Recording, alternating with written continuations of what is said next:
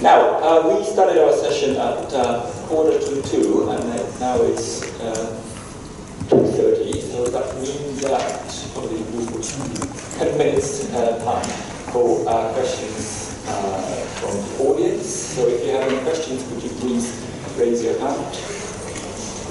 Yes, please. I have a question. I have a comment on the presentation of Mr. Sorry. I have a comment on the presentation by Mr. Watanave. We are here under the umbrella of Memory of the World. Memory of the World is a program which inter alia also supports the authenticity of documents. I'm aware of what your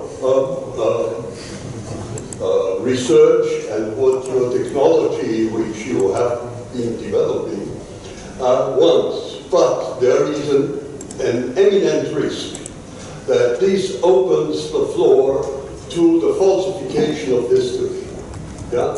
You have to be aware, if you do this, perhaps you should introduce an insert and say colorized to 2018 or something like that.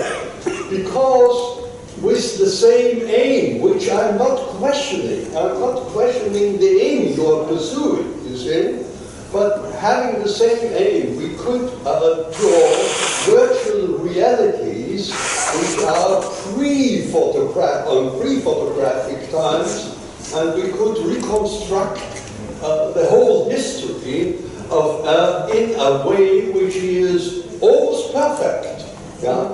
And which will be a fake in the last instance. So documents are to preserve history, not to rewrite them. I think we should keep them in mind, and that's a very serious comment. I hope you understand that. But as a technician, you see, as a technical minded, then I congratulate you to the quality you have done. The more dangerous it may be. Thank you. I'm sure you have some questions. So I can answer. So your comments and question is frequently asked question for me, FAQ. So we set a rule. So insert watermark. So automatic image colorization. And so we always show. So original black and white photo and hyperlink and colorized photo.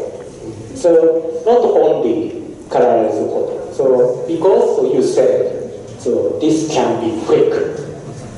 So by colorized by AI is not true color. And that's what I want to say. So Anju's work is very good because automatic colorized photo is basement, and she can discuss with atomic bomb survivor based on automatic colorized photo, and they defined color through the communication with elderly people and young people. So it is good activity. So this is our concept. So AI is only basic.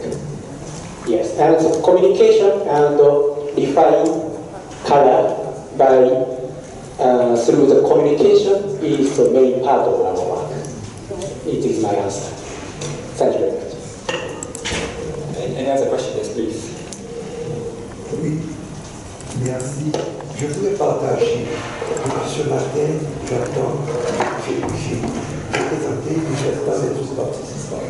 Et j'ai l'impression que chacun, devant une catastrophe, agit avec méthodologie, fait de la meilleure manière possible. Et ça se ressemble.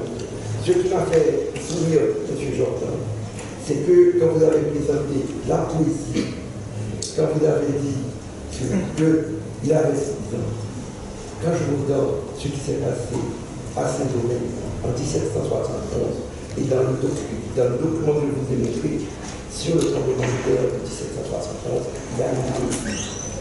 Dans le tremblement de terre de 1772, un jeune garçon de 7 ans qui, 30 ans après, va écrire un intellectuel haïtien du 19e siècle, 19e siècle, un grand intellectuel haïtien qui a vécu cette année à l'âge de 7 ans, qui 30 ans après va raconter le documentaire.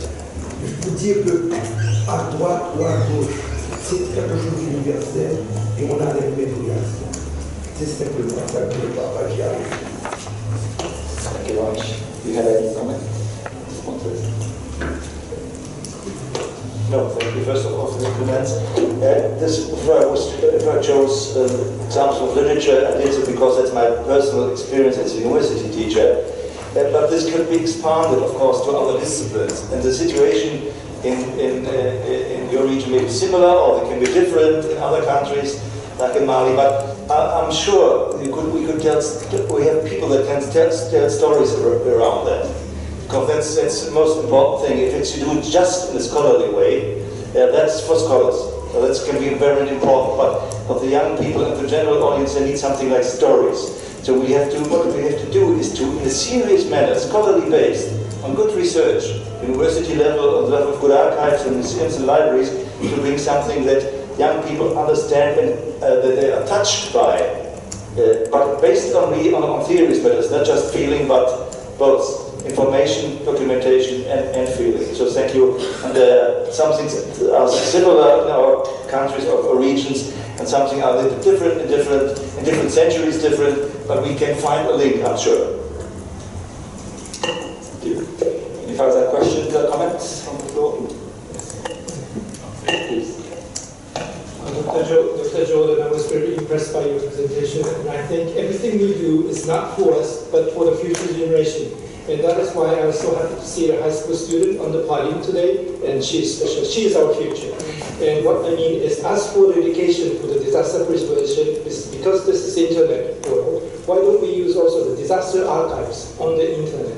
In Japan, we have the National Library has one, and also our Tohoku University has one. So do you have any plan to use the disaster archives on the internet for the education, for the future generation?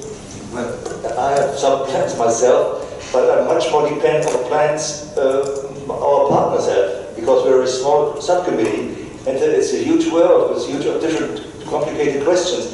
I invited you to think about whether you or your institution or institutions or colleagues of your network could become a member of our network, cooperating institution, or a corresponding member. And then we offered then we can discuss concrete things. But always remember, UNESCO has not much money, and the subcommittee has not 1 cent.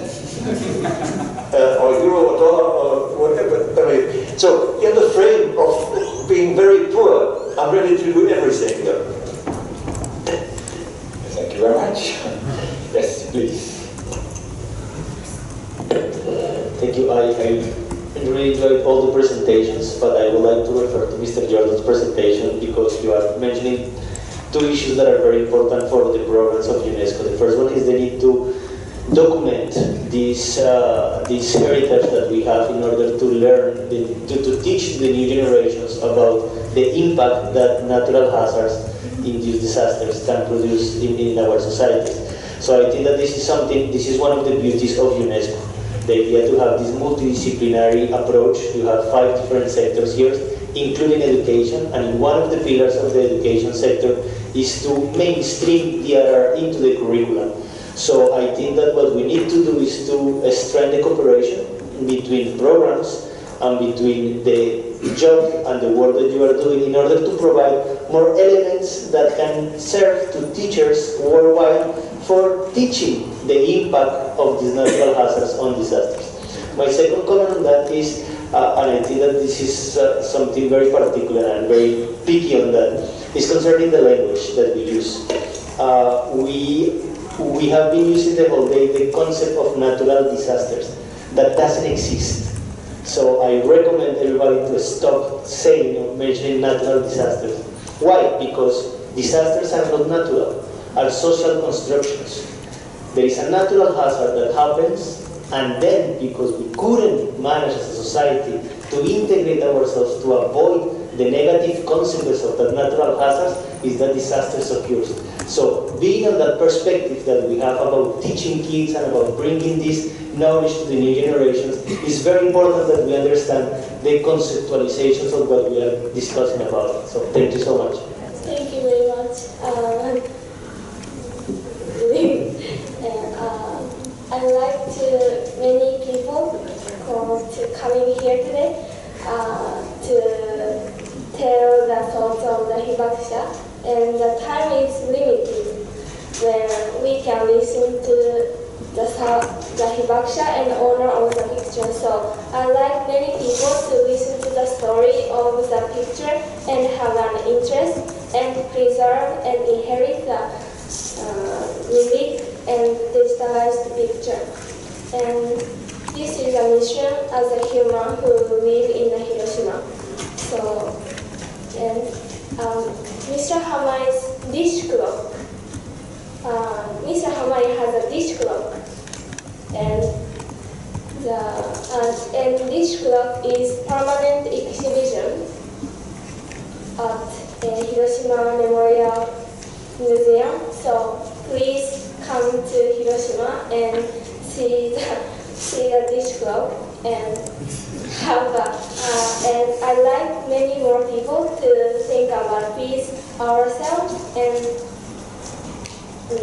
importance of the relic and documents and broaden the circle of empathy and come back all over the world. Thank you very much. Thank you very much. I think we are now running out of time. I'm sure that there have been some issues that can be fed into the general discussion that we are going to have at the end of today's conference. So could you please put your hands together for the three speakers? Now I hand over to the next chair of the session.